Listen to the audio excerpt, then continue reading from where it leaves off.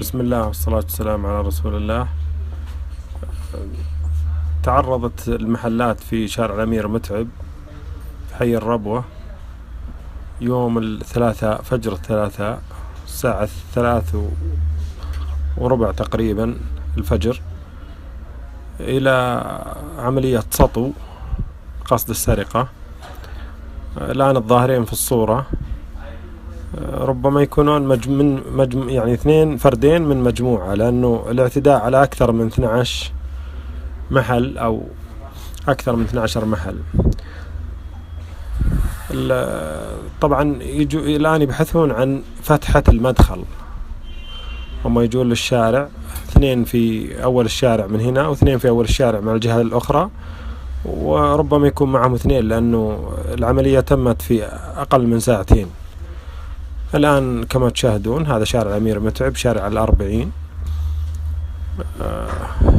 شارع فيه إنارة وفيه حركة دائمة يعني، وهذول بكل استهتار وبكل يعني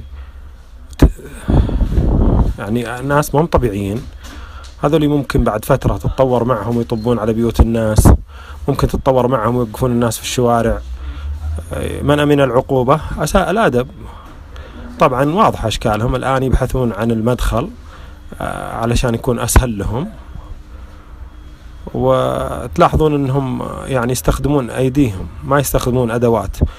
في المستقبل حيستخدمون أدوات هذول إذا تركوا مثل هالأشكال هذه، تركوا وما حاسبتهم الجهات المسؤولة وبحثت عنهم، يعني بحثت عنهم، وليس هم يبحثون يعني يطيحون بالصدفة أو لا، لازم يبحث عنهم.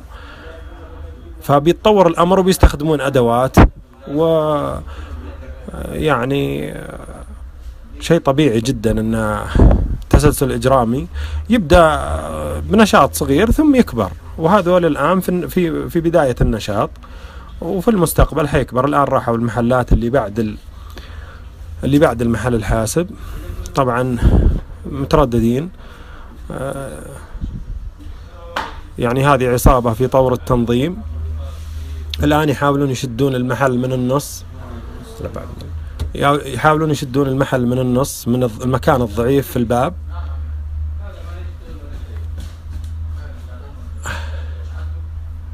من المكان الضعيف، النقطة الضعيفة منتصف الباب، يشدونها بيديهم طبعا، ثم يدخلون من تحت الفتحة اللي بعد الشد تنفتح.